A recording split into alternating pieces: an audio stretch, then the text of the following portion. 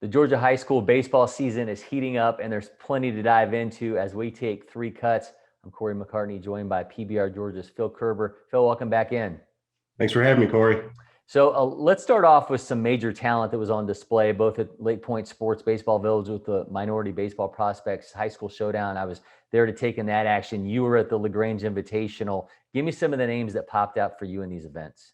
Yeah, I mean, the Minority Baseball Prospect, we'll start there. And obviously you got to talk about Termarr Johnson.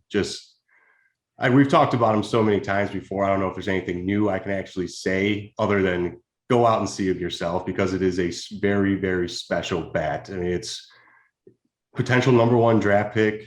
I mean, he just hits and hits. And when, he knows he's not going to get pitched to, he knows that guys are going to fool around with the breaking ball. They're going to just try and nibble at the edge of the plate. And he's not being overly aggressive. He's taking pitches. So you love to see that plate discipline. And then just the energy that he plays with, he's out there, he's having fun, and, he's trying to keep his teammates up even when they're struggling. And, he's just an electric player altogether.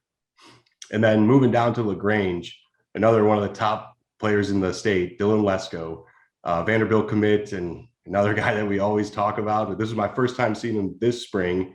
Comes out 93, 95, touching 96, and just that Bugs Bunny changeup. I mean, that thing it's a special pitch, really incredible. And the game was a mid-afternoon game, and the Grange, they've got some shade cover between pitcher mound and the plate, and that thing was just disappearing in and out of the shades. I mean, I was going back and looking at my own video, and I'm trying to follow the flight path, and on some of these changeups, you just see it in the hand, and then all of a sudden it's at the plate dropping off. It's like, how as a hitter can you even track that pitch when me video going frame by frame, I can't even keep up with it. I mean, it's just a really special pitch. He went 4 innings, 9 Ks.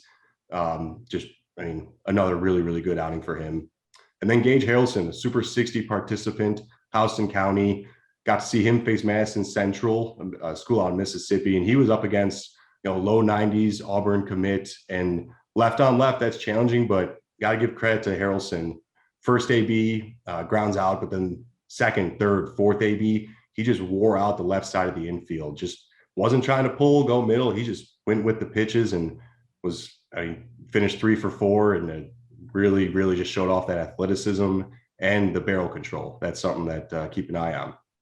Yeah, you mentioned it with Termarr Johnson. I was on the call for that Mays game on Friday night against Redan, and there's the advanced approach at the plate. It's all undeniable. Certainly, the way he's barking out orders in between pitches. I mean, even if things aren't going his team's way, I mean, it's the makeup. It's just all there with that kid, and there's just no denying any of it. So next up, your class rankings continue to kind of be in flux this early in the season. What were the biggest changes going for this week? Yeah, we'll start down in 3A, which last week we touched on it as being one of the most competitive classifications in my mind. And we have a new #1, Pierce County, who was #2 last week. They jump up 1 position, hopping over Pike County, who suffered a loss last week. But this Pierce County team, undefeated so far, they've got all the ingredients to be the team to beat from now to the end of the season. So 3A, keep an eye on that one. I know I'm going to be watching closely.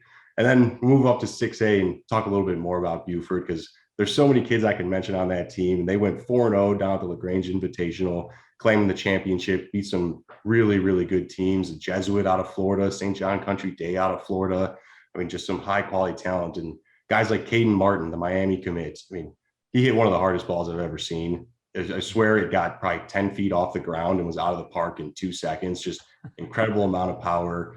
And then, it's the role players stepping up. You had Stanza Grodnick, 2 huge home runs. He had the go-ahead home run against Marist, or the game-tying one, and then also hit a go-ahead home run against Jesuit to clinch the game for them. So Buford, 6A at the top. It's going to be really tough to beat them, but you look at 6A as a whole, there are teams that could challenge them in a 3-game series. So that's going to be an interesting one for sure. Finally, coming out of the Rising Stars preseason All-State, we don't spend a lot of time talking about the 26s and 27s yet. We'll get there eventually, but who were some of the players that had you talking? Yeah, I was pumped up after this event. Just the quality of talent from top to bottom was incredible. Just really had me blown away. And a couple guys that really stood out. Start out with outfielder Trevor Condon, left-handed hitter, ran the top 60 time at the event with a 6.84.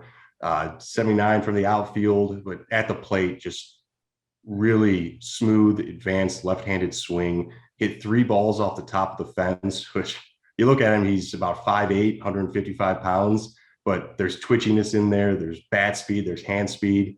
And I don't want to put this out there to put unreal expectations, but he reminds me a lot of a player I covered in Wisconsin a few years ago. I'm not going to throw the name out there, but we'll let time tell if he turns into a similar player, but there were some similarities there.